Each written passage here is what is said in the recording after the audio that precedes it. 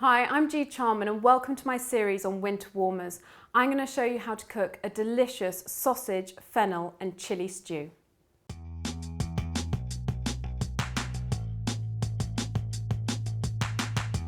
You can find the full list of ingredients for this recipe in the description box. So I've got a pan heating up here. This is a one pot stew, so everything goes into this pan. And because it's got a bit of chilli, normally I'd use a bit of olive oil in this. But actually, I've just noticed sitting by the side of me is my huge bottle in an old wine decanter of chilli oil, which is just olive oil, a few chilli flakes and a few bird's eye chilies that have been dried. So I like spice my food, so I'm going to use that instead of normal olive oil. There is chilli going in later, so don't panic if you don't have this. Now these are just really good quality, free range pork sausages. They're quite plain, they're not particularly spiced. And I just want to brown these off to get a bit of colour on.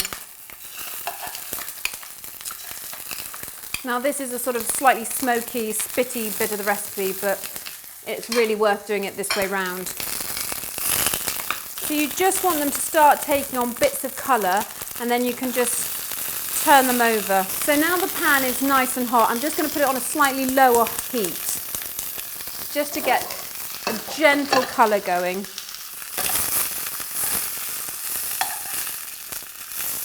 So the purpose of this really isn't to cook them through, because they'll cook through later in the stew. It's just to get a bit of colour. This is a bit of flavour and it cooks off the skins that the sausages are in. If they're not browned, they can be a bit chewy. So these have now got a beautiful bit of colour on, and I'm just going to pop them out onto a plate.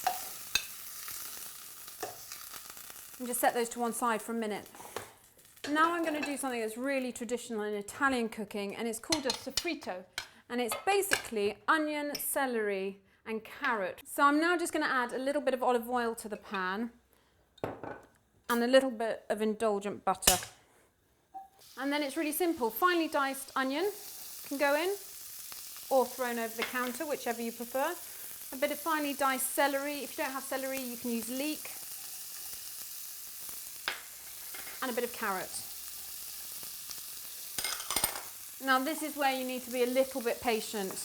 You want to keep them stirring and turning over in the fat and the oil from the sausage, the chilli oil, the bit of butter, the bit of olive oil. And you want to cook these quite slowly and gently. And then a herb of choice, you don't have to add any, it's just I always have a bunch of this lying around, fresh thyme. I'm not going to take it off the stalks this time, I'm just going to put a whole bit in like that. This will really cook down slowly with the vegetables and release its beautiful flavour. So while this is cooking off slowly and becoming all juicy and caramelised, I'm going to get on with my spices for this. Now this is a huge pestle and mortar. If you don't have it, a little bowl with a rolling pin. Just be careful not to go and break your best china. And these are fennel seeds. Look a little bit like cumin seeds, but you can tell the difference, A, by the smell, and B, because these have a little sort of crescent shape to them, and they're slightly stripy. So sort of a teaspoonful, maybe a little bit more, go in. And then, because this is a chilli stew, I'm going to add a few chilli flakes. Again, if you don't have these and you have fresh chilli, you can add it when you add the garlic and fry it then. So now, for a little bit of extra abrasion to get this going, a pinch of salt. It's always handy in a pestle and mortar to add a little bit of salt, and it just helps grind everything down. So now these have become beautifully soft and are just starting to take on that colour and develop some real sweetness. I'm going to add my slithers of garlic. And then again, just like your garlic that you need to cook out, you need to cook out your spices. Whenever you're making a curry or anything like that, cooking out your spices stops them from tasting raw and floury almost. So I'm going to take a bit of my crushed fennel and chilli, sprinkle that over. As I've crushed that fennel seed, you can smell the aniseed flavour taking over. And you want to cook those for a minute or two, it'll become really fragrant. So now this is all cooked off, you can really smell the fennel and the garlic coming through. It's time to add my tomatoes. These are just big plum tomatoes, roughly chopped. Nothing neat and precise about this recipe. You can use tin, you can use cherry, whatever you've got lying around really. So they go in.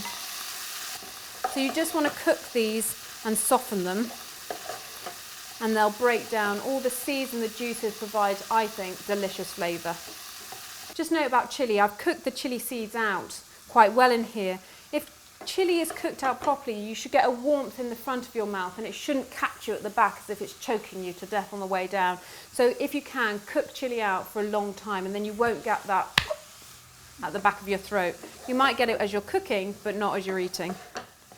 So the tomatoes are just starting to cook down and you can see the juice is being released, picking up the flavours from the carrot and the fennel seeds and everything that's in that pan. And then we just need a little bit more liquid. I know traditional stews are sort of red wine and beef and they're quite heavy. The nice thing about this is it's quite light. If you've got a bit of white wine, you can add a slosh in here. If you've got a bit of red, crack on. But I'm just going to keep this almost child friendly, if there wasn't any chilli in it, and add a bit of stock. This is just chicken stock. So I'm just going to let this cook down for a minute whilst I get my sausages ready.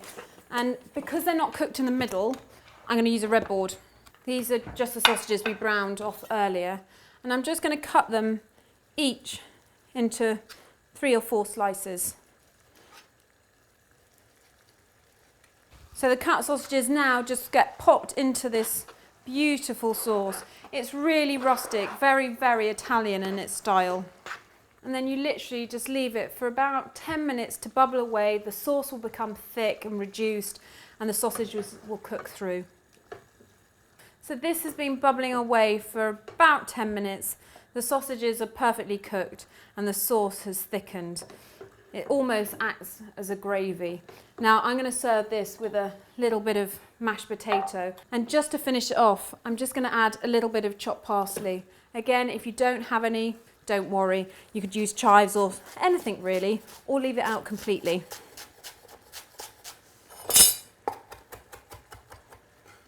I think a fresh herb at the end of any dish, especially a stew, because they're not the most attractive of things, let's be honest, it just really lifts the colours and freshens up everything. And then off the heat and you can serve.